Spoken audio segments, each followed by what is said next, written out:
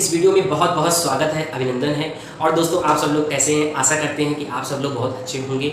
और दोस्तों आज के इस वीडियो में हम लोग विगत वर्षों में पूछे गए प्रश्न पत्रों को, सीटेट में जो आए हुए विगत वर्षों में प्रश्न पत्र हैं उसमें बाल विकास एवं शिक्षा शास्त्र से संबंधित टॉपिक को देखेंगे जो बहुत ही इंपॉर्टेंट होने वाला है। और दोस्तों अगर आप इस चैनल पे नए हैं तो इस चैनल को सब्सक्राइब करके बेल आइकन दबा दीजिए, क्योंकि दोस्तों मैं इस चैनल पे सीटेट से संबंधित प्रश्न पत्रों की श्रृंखला लाता ही रहता हूं। शुरू करते हैं। दोस्तों देखिए यहाँ पर पहला प्रश्न लिखा हुआ है, सामाजिक आर्थिक रूप से वंचित पृष्ठभूमि से आने वाले बच्चों को कक्षा के माहौल की आवश्यकता होती है। पहला ऑप्शन है उनकी भाषा के उपयोग को हतोत्साहित करना ताकि वे मुख्य धारा की भाषा सीख सकें। दूसरा ऑप्शन दिया गया है दोस्तों, बच्चों को उनकी क्षमताओं के आधार पर वर्गीकृत करता है। तीसरा ऑप्शन है दोस्तों, उन्हें अच्छा व्यवहार सिखाता है। और चौथा ऑप्शन दिया गया है, उनके सांस्कृतिक और भाषाई ज्ञान को महत्व देता है तथा उनका उपयोग करता है। तो यहाँ दोस्तों देखिए, यहाँ पर जो चार ऑप्शन में पहला ऑप्शन जो दिया गया है हतोत्साहित, तो हतोत्साहित तो दोस्तों एक प्रकार का निगेटिव नकारात्मक शब्द है, इसलिए दोस्तों हतोत्साहित होगा नहीं, हतोत्साहित होना नहीं है। बच्चों को उनकी क्षमताओं के आधार पर वर्गीकृत करता है, ये भी दोस्तों एक प्रकार से नकारात्मक वाक्य है, तो इसका आंसर ये भी नहीं होगा। उन्हें अच्छा व्यवहार सिखाता है।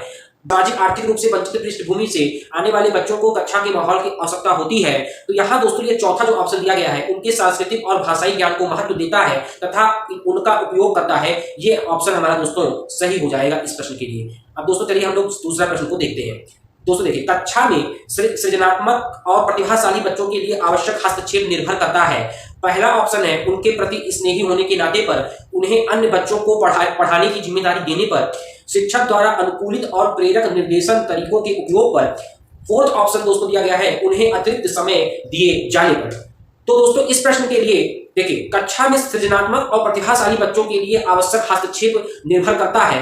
तो देखिए, जब सृजनात्मक यानी कि जो बच्चा रचनात्मक प्रवृत्ति का है और उसके दिमाग में सृजनशील विचारधारा का है, कि मतलब वो नए नए तरीकों को अपना करके वो सीखना चाहता है, और प्रतिभाशाली बच्चा है तो उनके प्रति स्नेही होने के नाते पर हम उनको सृजनशील कहेंगे। तो ये आंसर दोस्तों नहीं हो सकता, ये आंसर आपका दोस्तों होगा नहीं। यहाँ दोस्तों दूसरे प्रश्न के लिए आंसर तीसरा सही हो जाएगा।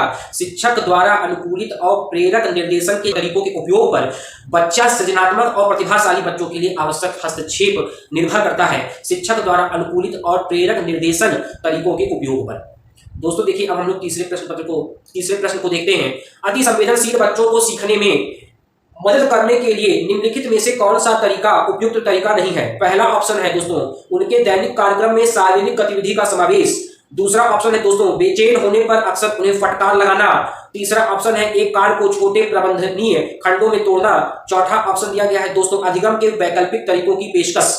तो दोस्तों उपयुक्त तरीका नहीं है कि हम किसी बच्चे को फटकार लगा करके सिखाएं, बल्कि उसे हम प्यार से समझा के भी सिखा सकते हैं। फटकार लगाने से बच्चा मानसिक द्वंद से अनुभवित हो जाएगा, इसलिए उसे हम फटकार नहीं लगाएंगे, या इसका आंसर दूसरा सही हो जाएगा। दोस्तों अब हम लोग क्वेश्चन नंबर 4 को देखते हैं। अलग अलग सोच वाले पैटर्न उन बच्चों की पहचान करते हैं जो सृजनात्मक है, दूसरा प्रत्यास्थी है, तीसरा विकलांग है, चौथा डिसलेक्सिक है। तो दोस्तों इस क्वेश्चन के लिए आंसर जो पहला हो जाएगा सृजनात्मक है। बच्चा जब अलग अलग सोच का, अलग अलग थिंकिंग से किसी कार्य को करता है तो वह बच्चा सृजनात्मक प्रवृत्ति का होता है, ना कि प्रत्यास्थी होता है, और ना ही विकलांग भी हम उसे कहेंगे। तो इसके लिए पहला ऑप्शन दोस्तों सही होगा। बच्चा सृजनात्मक प्रवृत्ति का होगा तो वो अलग अलग सोच वाले पैटर्न को पहचान लेगा। अब दोस्तों हम लोग फिफ्थ क्वेश्चन को देखेंगे। देखिए दोस्तों, यहाँ फिफ्थ क्वेश्चन लिखा गया है, निम्नलिखित में से कौन सा शिक्षक द्वारा कक्षा में बच्चों के लिए समस्या हल करने के तरीके का वर्णन नहीं कर सकता? तो दोस्तों इस क्वेश्चन के लिए चार ऑप्शन दिए गए हैं। चार ऑप्शन में पहला ऑप्शन है सोच विचार परीक्षण और विभिन्न उत्तरों जैसी शब्दावली का उपयोग करना। दूसरा ऑप्शन दोस्तों है अभिसरण उत्तरों वाले प्रश्न पूछना। तीसरा ऑप्शन है दोस्तों किसी विशेष समस्या को हल करने के बारे में अपनी विचार प्रक्रियाओं पर चर्चा करना।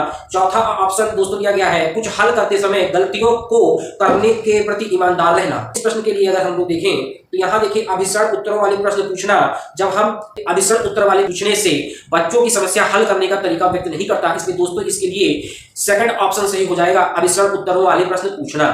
दोस्तों देखिए हम लोग प्रश्न नंबर 6 में चलते हैं। निम्नलिखित में से कौन सा एक संवेग है? तो देखिए यहाँ चार ऑप्शन दिए गए हैं, ध्यान, उत्तेजना, स्मृति एवं डर। तो दोस्तों इसके लिए डर जो होता है एक संवेग है, इसलिए इसका आंसर दोस्तों डर होगा। ठीक है दोस्तों, अब देखिए अब हम लोग 7वें क्वेश्चन को दोस्तों देखते हैं। एक 3 साल का बच्चा बताता है कि दूध बूथ पर एक मशीन द्वारा दूध का उत्पादन होता है। निम्नलिखित में से कौन सा बच्चे की समग्र समझ का सबसे अच्छा स्पष्टीकरण प्रदान करता है? तो दोस्तों देखिए इसके लिए 4 ऑप्शन दिए गए हैं। बच्चे ने गायों को कभी नहीं देखा है। दूसरा ऑप्शन है दोस्तों, बच्चे का परिवार बच्चे को प्रेरक वातावरण प्रदान नहीं करता। तीसरा ऑप्शन है, बच्चे को दुनिया का बहुत सीमित अनावरण ज्ञान है। चौथा ऑप्शन है, बच्चे का जवाब दूध बूथ से दूध खरीदने के अपने अनुभव पर आधारित है। तो दोस्तों जो बच्चा देख रहा है वो उसके अनुभव पर आधारित है, इसलिए इसका आंसर दोस्तों इसके लिए 4th आंसर दोस्तों सही हो जाएगा। 4th आंसर इसके लिए दोस्तों सही होगा। बच्चा का जो जवाब है दूध बूथ से तो दूध बूथ से खरीदने के अनुभव पर आधारित है। चलिए दोस्तों अब हम लोग क्वेश्चन नंबर 8 को देखेंगे। क्वेश्चन नंबर 8 को हम लोग देखते हैं। देखिए दोस्तों यहाँ पर है, निम्नलिखित में से कौन सा शिक्षक की भूमिका का सबसे अच्छा वर्णन करता है? तो दोस्तों इसके लिए 4 ऑप्शन दिए गए हैं। पहला ऑप्शन है दोस्तों, पाठ्यक्रम को समझकर पूरा करने के साथ साथ दोहराने के लिए पर्याप्त समय देना महत्वपूर्ण है। पहला ऑप्शन है। दूसरा ऑप्शन है दोस्तों, आराम के लिए जगह बनाना जहां बच्चे संवाद और पूछताछ के माध्यम से सीखते हैं। तीसरा ऑप्शन है दोस्तों, कक्षा में शिक्षक की सबसे महत्वपूर्ण भूमिका अनुशासन को बनाए रखना है। चौथा ऑप्शन है, एक शिक्षक को निर्धारित पाठ्य पुस्तक का पालन करना चाहिए। तो दोस्तों शिक्षक की भूमिका का सबसे अच्छा वर्णन करता यही है कि जब आराम की जगह से बच्चों को पढ़ने के लिए आराम की जगह से उनको अगर पढ़ने के लिए मिलेगा जहां बच्चे संवाद और पूछताछ के माध्यम से सीख सकते हैं, तो इसलिए दोस्तों आंसर नंबर 2 इसका सही आंसर हो जाएगा कि शिक्षक की भूमिका सबसे अच्छा वर्णन जहां शिक्षक अपना संवाद कर सकता है, जहां बच्चे सही से बैठ करके आपसी पूछताछ के माध्यम से सीखते हैं, रचनात्मक कौशल के माध्यम से वो बच्चे सीखते हैं, उनका ज्ञान दोस्तों स्थायी हो जाता है। इसलिए हम कहते हैं कि बच्चों को स्थायी ज्ञान देना आवश्यक है। दोस्तों अब देखिए हम लोग क्वेश्चन नंबर 9 को देखते हैं।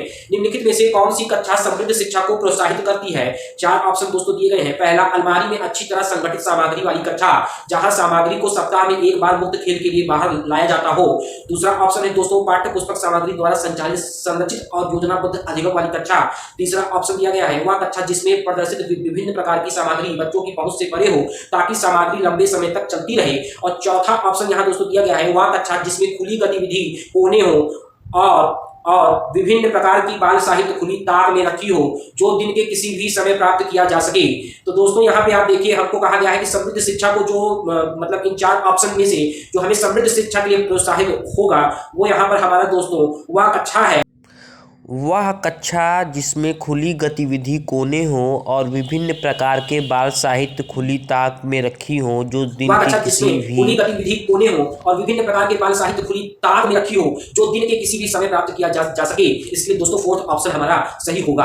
अब दोस्तों हम लोग आंसर क्वेश्चन नंबर 10 को ध्यान देते हैं। निम्नलिखित में से कौन सा कक्षा में पाठ्य पुस्तकों की भूमिका का सबसे अच्छा वर्णन करता है? 4 ऑप्शन दोस्तों दिए गए हैं। वे अध्ययन के पाठ्यक्रम के बारे में शिक्षकों और माता पिता को मार्गदर्शन प्रदान करते हैं। दूसरा ऑप्शन है दोस्तों, वे संसाधन रहित संदर्भ में सबसे आवश्यक अधिगम संसाधन बनाते हैं। तीसरा ऑप्शन दिया गया है, वे कक्षा में उपलब्ध संसाधन और संदर्भ सामग्री में से एक है। चौथा ऑप्शन है दोस्तों, वे एक राज्य और राष्ट्र में अधिगम में एक रूपता बनाए रखते हैं। तो इसके लिए दोस्तों हमारा जो आंसर सही हो जाएगा, वे कक्षा में उपलब्ध संसाधन और संदर्भ सामग्री में से एक है। इसके लिए दोस्तों 10 के लिए तीसरा इसका ऑप्शन सही हो जाएगा। दोस्तों हम लोग क्वेश्चन नंबर 11 को देखते हैं। 11 है दोस्तों की राष्ट्रीय पाठ्यचर्या फ्रेमवर्क 2005 ने अपनी समझ से प्राप्त की है। इसके लिए 4 ऑप्शन दिए गए हैं। रचनावाद, दूसरा संज्ञानात्मक सिद्धांत, तीसरा मानवतावाद, चौथा व्यवहारवाद। तो यहाँ दोस्तों एनसीएफ 2005 के लिए जो अपनी समझ से प्राप्त किया जाता है वो दोस्तों इसके लिए हमें मालूम है कि रचनावाद को एनसीएफ 2005 में जोड़ा गया है। इसलिए इसका आंसर 11 का 1 हो जाएगा। अब दोस्तों हम लोग क्वेश्चन नंबर 12 को देखते हैं। कक्षा में बच्चों को प्रेरित समझा जा सकता है यदि वे सभी उपस्थिति में नियमित हैं, वे शिक्षक से स्पष्टीकरण प्राप्त करने के लिए प्रश्न पूछते हैं। तीसरा ऑप्शन है, वे अच्छी तरह से वर्दी पहने स्कूल में आते हैं। चौथा ऑप्शन दिया गया है, वे कक्षा में अनुशासन बनाए रखते हैं। तो दोस्तों बच्चों को प्रेरित तभी समझा जाता है जब वे शिक्षक से स्पष्टीकरण प्राप्त करने के लिए प्रश्न पूछते हैं। इसलिए दोस्तों इसका आंसर नंबर 12 का आंसर नंबर 2 हो जाएगा। अब दोस्तों हम लोग क्वेश्चन नंबर 13 को देखते हैं। निम्नलिखित में से कौन सा बच्चों में अधिगम में सुधार करने के लिए सबसे अधिक उपयुक्त है? कक्षा में सभी प्रकार की शिक्षा सामग्री होनी चाहिए। दूसरा ऑप्शन है, शिक्षक को वास्तविक जीवन स्थितियों पर बच्चों को एक दूसरे के साथ बातचीत करने में मदद करनी चाहिए। तीसरा ऑप्शन है, नियमित मूल्यांकन परीक्षा आयोजित की जानी चाहिए। चौथा ऑप्शन है, शिक्षक को विभिन्न उदाहरणों और चित्रों का उपयोग करके विषय की व्याख्या करनी चाहिए। तो दोस्तों सबसे उपयुक्त जो इसके लिए आंसर यहाँ पर है वो दोस्तों यहाँ पर शिक्षक को वास्तविक जीवन स्थितियों पर शिक्षक को वास्तविक जीवन स्थितियों पर बच्चों को एक दूसरों के साथ बातचीत करने में मदद करनी चाहिए,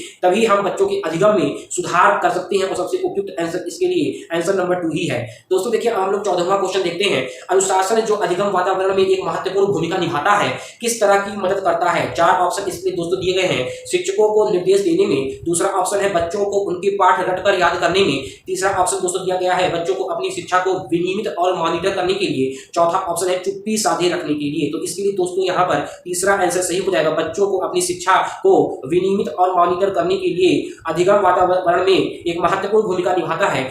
इसके लिए दोस्तों 14वें के लिए यहाँ तीसरा ऑप्शन सही हो जाएगा। दोस्तों आज के इस वीडियो में हम लोग 14 क्वेश्चन तक देखे। अब हम लोग दोस्तों 15वां क्वेश्चन देखते हैं।